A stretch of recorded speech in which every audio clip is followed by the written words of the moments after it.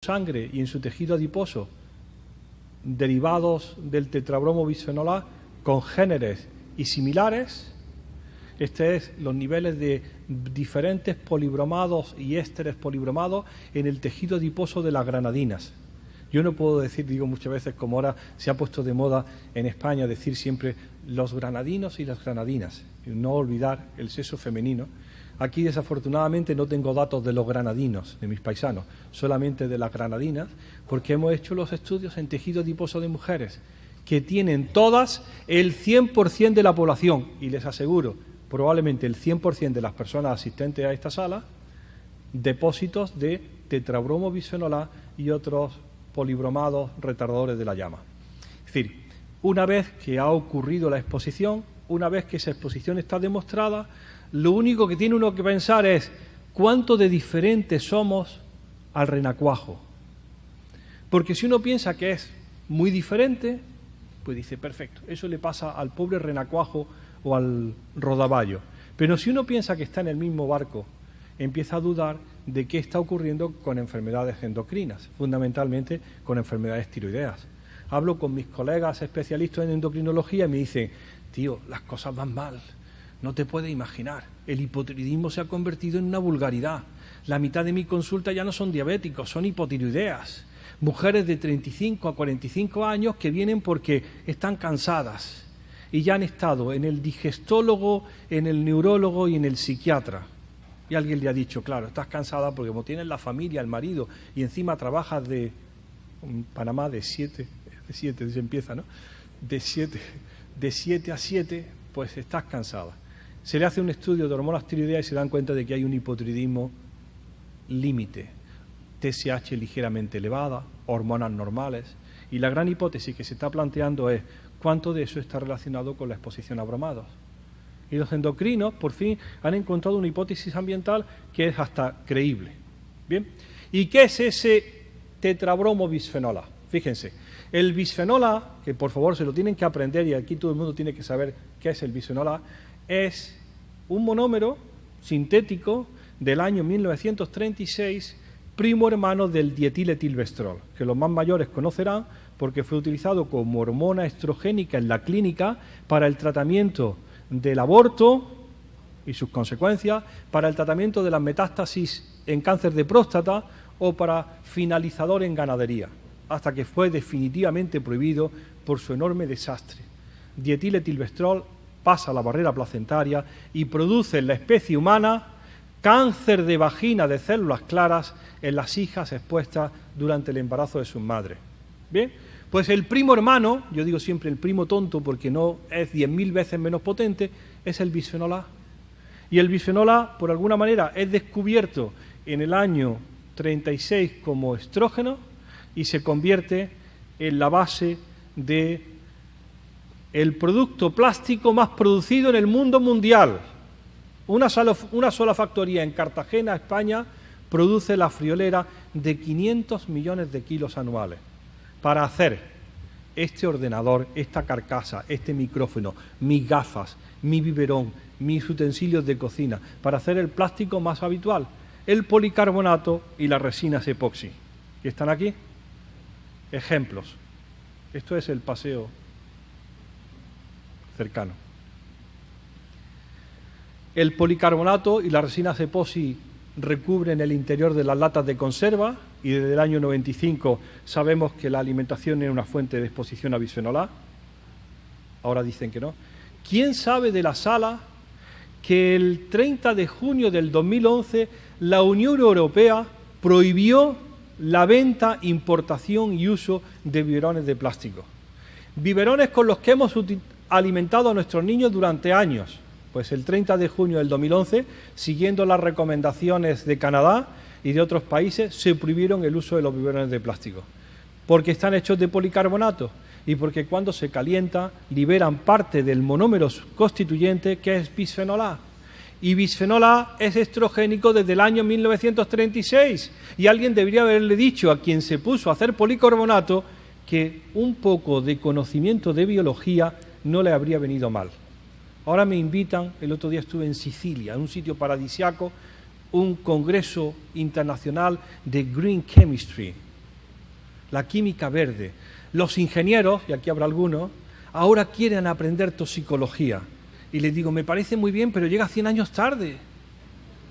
Tú tenías que haber sabido algo de esto 100 años atrás y no nos habrían metido en esta historia de exposiciones. Muy bien, pues la Unión Europea, aplicando el principio de precaución, prohíbe los biberones de policarbonato e inmediatamente el 30 de junio aparecen en el mercado otros biberones de otros plásticos. Ahora todo se llama BPA free o libre de BPA. Y dicen, aplicamos el principio de precaución. No hay ninguna evidencia de que haya pasado nada. Eso tiene que decir la autoridad. Pero no queremos seguir sometiendo a nuestros niños a esta exposición en un momento crítico para su desarrollo. Lo mismo que el BPA, hay miles de aplicaciones de los plásticos que se han convertido en el gran desconocido. Ahora empezamos a entender qué es un plástico y fundamentalmente cuáles son sus elementos constituyentes. Aquí hay una ayuda para identificar dónde está el policarbonato, porque para reciclar los productores de plástico le han colocado un numerito dentro del triángulo de reciclado. Por favor, como digo siempre, eviten el 7, que es el policarbonato, porque el monómero constituyente es un producto estrogénico conocido desde hace más de 70 años. Bien, ¿quién de ustedes sabe, que los recibos de caja que llevan ustedes en la cartera, esos recibos de cuando van a descambiar los pantalones que se han comprado, ya no se ve nada porque tienen un polvito blanco que ha desaparecido, es bisfenol A? Es tan seria la exposición que un país como Francia decidió hace 1 año y medio tomar medidas para reducir la exposición de las mujeres jóvenes manejando metros y metros de cinta impresora en los supermercados. Hubo que explicárselo en la Asamblea Nacional. Aparecieron 2 diputadas en la Asamblea Nacional francesa diciéndole a los señores diputados, si ustedes han hecho el esfuerzo de evitar la exposición de los niños a los biberones porque el bisfenol A puede ser un riesgo para su salud, ¿por qué no evitan a los niños la exposición de niños que aún no han nacido? Diciendo, ¿cómo? Evitando la exposición dérmica e inhalatoria de las chicas jóvenes que están en los supermercados manejando tickets de caja que están hechos fundamentalmente de bisfenol A. Francia decide que sí, Europa se alarma, se rasgan las vestiduras y le dicen en Bruselas, un país no puede hacer eso de forma unilateral. Y dice Francia, ¿cómo que no? Pues hecho está. Desde el año 2013, el papel de impresora, de cinta impresora, en cajeros y en máquinas de impresión francesas es BPA free. Y estamos todos, el resto de los países europeos, pensando a ver qué decide Bruselas, qué deciden las autoridades para retirar esas exposiciones, cuando algunos ya han empezado de forma preventiva a hacerlo. Bueno, pues esperaremos. Ya está demostrado, se sabe cómo ocurre la exposición. Hay otras aplicaciones mucho más serias del bisfenol A, como son los selladores dentales, y que les traigo aquí un dato muy interesante. Vamos a hablar mucho a lo largo de la mañana de esto. Todos los niños españoles mean todos los días un poquito de bisfenol A. ¿De acuerdo? La exposición ya ha ocurrido. Nos han estado matoneando durante años con algoritmos complejos para decirnos que si en el plástico había tal cantidad y dado su difícil absorción y la metabolización y la Virgen de Guadalupe que intercede, no iba a pasar nada. Nosotros hemos decidido que podemos medir el bisfenol A en la orina sin ningún problema. Y cuando medimos el bisfenol A en la orina, nos enteramos que el 100% de los niños españoles, como los americanos, los norteamericanos, orinan todos los días un poquito de bisfenol A. Estas son las medidas de la media de nanogramos mililitro o microgramos litro de bisfenol A en la población norteamericana. ¿Bien? Y de pronto lee uno que frente a 3,7 hay alguien que orina 946 frente a 3,7 y le preguntamos a Antonia Calafat, la directora del CDC de Atlanta, del laboratorio de análisis, ¿pero qué niños orinan 947? Y nos dice, estos. la fuente mayoritaria de exposición a plásticos es el medio sanitario hospitalario. En el año 2013 acabamos el informe. Se lo presentamos a la mesa del señor presidente de la Comisión Europea, Durão Barroso. BPA, BPA in Medical Device. BPA en el instrumento hospitalario. Y nos dijo, esta primavera decidiremos. ¿Sabéis lo que pasó en primavera? Se fue. Hubo elecciones. Y vino otro que tiene todavía para tomar las decisiones porque consideran que son decisiones muy difíciles de tomar. Dijimos, bueno, vale. ¿Saben lo que ha pasado? Noticias de ayer. Venía antes de ayer en el avión, me dan El País, el periódico, y leo. El Tribunal de Luxemburgo admite la denuncia de Suecia contra el gobierno europeo. El Tribunal de Luxemburgo ha admitido una denuncia de un país miembro por la no toma de medidas por parte de la Comisión, estando los informes y la evidencia presentada claramente. Es decir, ¿cuándo se va a dar cuenta la gente que esto es un problema serio de salud pública? Están dilatando, tomando tiempo, cuando hay medidas muchas veces menores que pudieran tener un enorme beneficio en salud. De hecho, la gran novedad ha sido la presentación del impacto en salud de estas exposiciones, cuantificada numéricamente para que los políticos puedan decidir cuánto se ahorrarían si esa carga de enfermedad atribuida a estas exposiciones pudiera evitarse. Bien, para que por lo menos lo vean en términos de economía. Pero sigo, porque estamos todavía al principio. Vamos a seguir. Durante años nos habíamos limitado a estudiar, por un lado, enfermedad, ¿vale?, las buenas estadísticas como se han presentado aquí, y por otro lado, a estudiar exposiciones.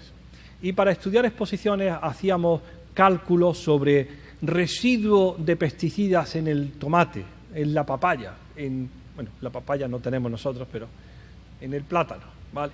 Y entonces, sabiendo cuánto tomate tomaba uno al día en la ensalada, cuánto residuo había, se construía un número para ver cuál era la exposición individual. ¿Bien? En un momento determinado decidimos que podíamos, y eso es lo que animamos a nuestros colegas en Panamá, medir en las personas directamente. Y reclutamos lo que se llama una cohorte de nacimiento. 3.600 mujeres embarazadas en el año 2001 de Asturias, Guipúzcoa, Sabadell, Cataluña, Mallorca, Valencia y Granada. Ese es el mapa de la península ibérica, y reclutamos a 3.600 mujeres generosas y voluntarias que, embarazadas de 5 meses, nos dijeron, vale, yo le voy a contestar a sus preguntas. Tuvimos una habilidad, que es tomar sangre de las madres, y nos quedamos con algo que era preciadísimo. Fíjense, los químicos nos han regañado siempre porque cuando le dábamos las muestras para análisis, le dábamos 1 mililitro de sangre y nos decían, tío, en 1 mililitro de sangre no podemos hacer nada, se gasta inmediato. Y le dijimos un día, ¿y si te damos 1 kilo de personas? Se horrorizaron, ¿no? ¿Les vais a amputar una pierna? No, os vamos a dar la placenta. Y nos quedamos con las placentas, 3.600 placentas. 3.600 placentas de 800 gramos, es un problema guardarlas. Pero bueno, cuando uno las tiene 800 gramos de masa corporal que han estado en contacto con el niño y con la madre. Y ahí hemos empezado a analizar cuáles son las contaminantes. Y le voy a presentar lo primero de todo. Estos son datos de orina, esto es la media de bisfenol A en la orina de los niños de 4 años y esto es la media de bisfenol A en las madres lactantes. En las madres gestantes, por favor. La idea es, y lo vamos a ver a lo largo de la presentación, la exposición está ocurriendo. Bisfenol A, el plástico de los biberones o el plástico de determinados instrumentos, ya está como contaminante habitual dentro de cada organismo. Nuestra dificultad es establecer la asociación con enfermedad, pero ya sí que podemos decirle a la autoridad responsable que la exposición no era lo que nos habían dicho. Aquello parecía, los plásticos, sustancias inertes que nunca iban a tener acceso al organismo. Ahora sabemos que esa exposición está, y de hecho, esto para quien quiera verlo, las diferentes cohortes establecidas en España, en Europa, que están en Enrieco, un web de la Unión Europea, pueden ser consultadas. Se ve que los datos en los diferentes países son muy parecidos. Bien, bien. Y entonces aquí empieza la presentación. ¿Qué pasa con todo esto? ¿Por qué ese interés en pesticidas, en plásticos, en textiles, en compuestos químicos? Pues fundamentalmente por donde nació toda la hipótesis.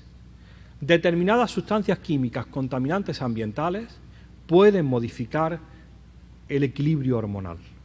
No son mutagénicos, no afectan al ADN, no son teratogénicos, no producen individuos con 3 patas y 5 ojos, son simplemente hormonas. Y eso ha hecho que el cambio y el mapa de enfermedades, esa es nuestra hipótesis, en toda Europa esté cambiando radicalmente. Un incremento del 2,6% anual del cáncer de mama, un incremento del 3% del cáncer de próstata, una caída de la fertilidad que tiene algunos países completamente contrariados, como es el caso de Dinamarca, una serie de enfermedades ligadas a hormonas, diabetes, obesidad, que no tienen una explicación tan clara como cambios en los hábitos. ¿Qué hemos aprendido desde el 96 hasta ahora? Que las fuentes de exposición a estos compuestos químicos son universales e inadvertidas. No se trata en la mayor parte de las ocasiones de exposiciones profesionales. Son exposiciones de la población sana, normal. Que el efecto está ligado a múltiples residuos, y eso vamos a hacer hincapié. Que es un efecto combinado, lo que llamamos el efecto cóctel, que las curvas dosis-respuesta para la evaluación del riesgo muchas veces no son lineales y que no todos los individuos son igualmente susceptibles. Hay ciertas ventanas de exposición donde hay una mayor susceptibilidad. Cáncer. Era la memoria o era el proyecto y el objetivo era hablar de cáncer. Las cosas en cáncer no van bien, a pesar de que la televisión nacional española se pase el día hablando de los avances, las cosas en cáncer no van bien. Porque una enfermedad que aumenta al 2,1% anual en mujeres es un problema de salud pública, a 1,4% en hombres. Esto es gracias, como decía el representante del Ministerio, a los registros de cáncer. En el año 84, una oncóloga llegó a Granada de Barcelona y dijo: vamos a montar un registro provincial, porque sí. Y consiguió hacer un registro provincial, que es el de Granada, que a una población no más de 1 millón de habitantes, toda la provincia, y da datos fiables, que se incorporan a los datos europeos y contrastan qué pasa entre el norte y el sur y qué es lo que está ocurriendo en Europa. Pues bien, gracias a esos datos sabemos que la incidencia, no la mortalidad, aumenta al 2,1% en mujeres. En el caso de hombres, fíjense, 6,2% de incremento anual de próstata. Vale, eso es un problema. A lo mejor es un exceso de diagnósticos. Un efecto maravilloso, increíble, de las leyes antitabaco en el cáncer de pulmón. El único cáncer, junto con endometrio o alguno más, que disminuye su incidencia desde que el Estado, como bien ha dicho antes un conferenciante, se pone las pilas y dice: vamos a legislar a este respecto. A los hombres de Estado. Cuando el Estado se toma el asunto en serio, tiene un efecto increíble. Yo soy muy pesimista, pero vienen algunos epidemiólogos amigos y me dicen: no te lo tomes tan a mal. Cuando se legisla en tabaco, cuando se legisla en plomo en gasolina, cuando se legisla en tráfico, las consecuencias en salud sobre la población son inmediatas. Es decir, cuando el Estado hace buenas decisiones, se ven consecuencias muy positivas. Esto es el gran asesino en Europa. A diferencia de en Panamá, la mayor incidencia de cáncer en Europa ya no es mama y próstata. La mayor incidencia es colon y recto. Ha superado en el año 2013 a colon y recto en hombres y mujeres, a próstata y mama. Es decir, el gran asesino actualmente es colon y recto, con un incremento del 3,7% anual. Si aún las cifras son bajas en Panamá, habrá que ver qué están haciendo los panameños que no hacen los granadinos. Porque algo ha habido de cambio y probablemente no son los genes. En 10 años no cambian los genes con esta velocidad para que esos hábitos alimenticios y esas exposiciones tengan ese impacto tan grande. Bien, y me voy con mama. Mama se incrementa, es el gran causante del incremento de cáncer en la mujer se incrementa en Granada, y es un ejemplo de que lo que pasa en Europa, al 2,5% anual. Fundamentalmente es un incremento que se hace en poblaciones jóvenes y que tiene un efecto enorme en aquello que llaman los epidemiólogos años de vida potenciales. Cuando uno ve la probabilidad de cáncer en el macho y en la hembra, en el hombre y en la mujer, y ve la mayor probabilidad en el hombre y fundamentalmente la mayor incidencia, y dice, bueno, esto es un problema generalmente de los hombres, porque hay bastante más cáncer.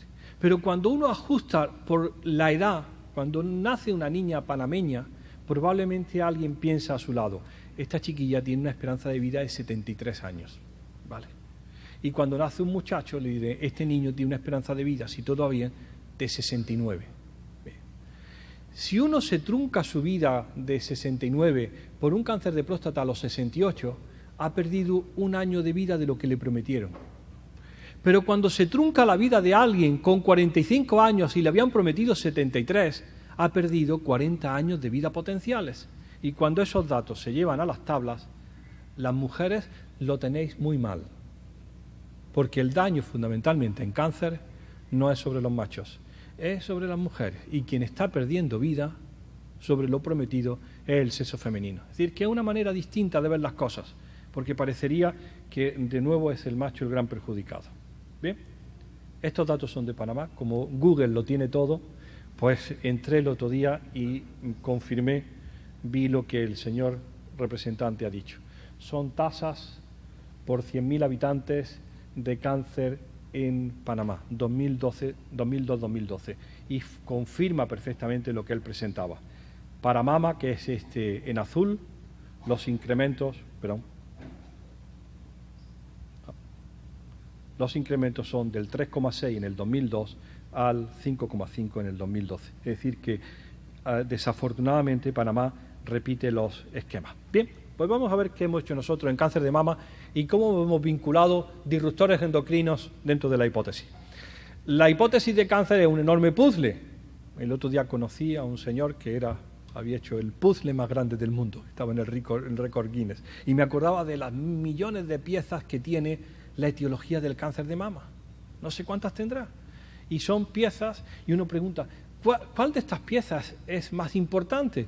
Y el señor especialista en puzzles me dice, en un puzzle todas son importantes, son iguales. Para tener la foto completa hay que ponerlas todas.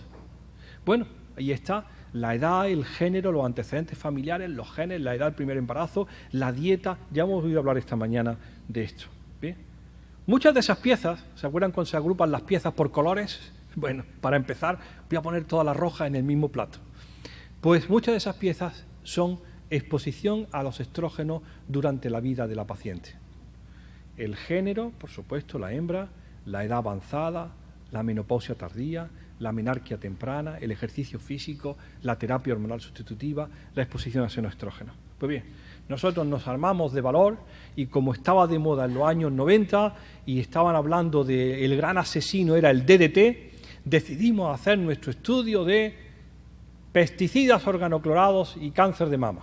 Reclutamos 300 enfermas afectas de cáncer en Granada, 350 controles, mujeres sin cáncer, e hicimos lo que se llama en epidemiología un estudio de casos y controles.